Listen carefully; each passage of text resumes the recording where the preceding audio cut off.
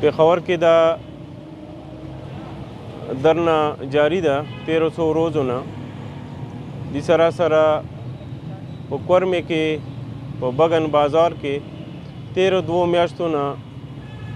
د بغن کې کوم واقعات شي او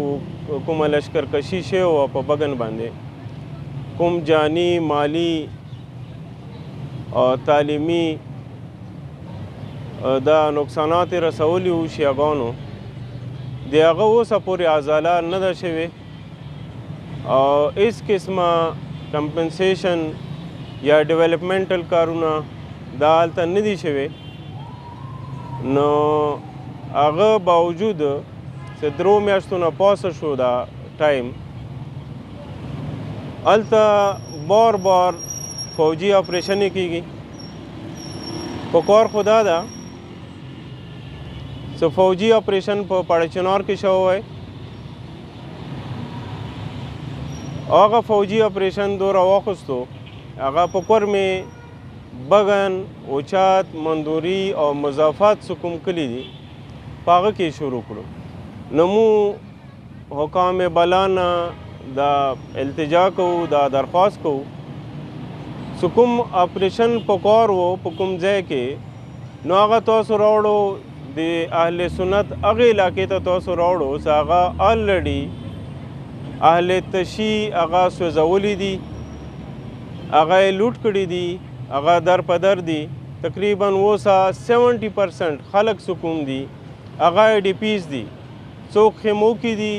څوک خپلو پردیو سره په حجرو بیټکو کې پراته دي او څوک بل ځای کې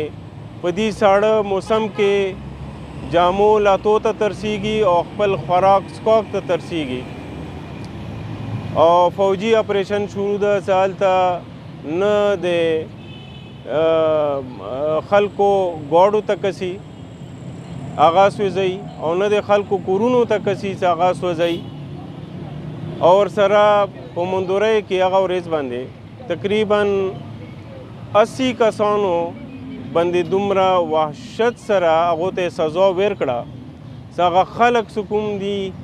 اوس ډاکټرانو ته مجبور دي چې هغه بچي ډاکټرانو ته هغه په کور کې پراته دي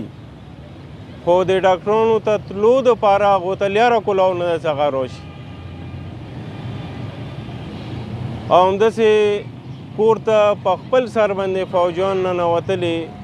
د هلته چې کوم د پښتو روایات دي هغه هم پیمال کو هغو باندې خپې کېدولې نو ډېره د افسوس خبره ده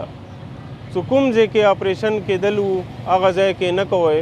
او چې کوم ځای کې همدردي ضرورت ده لاس ورکولې ضرورت ده هغو سره د مدد او تعاون ضرورت ده هلته تاسو اپریشن یې شروع کړي دي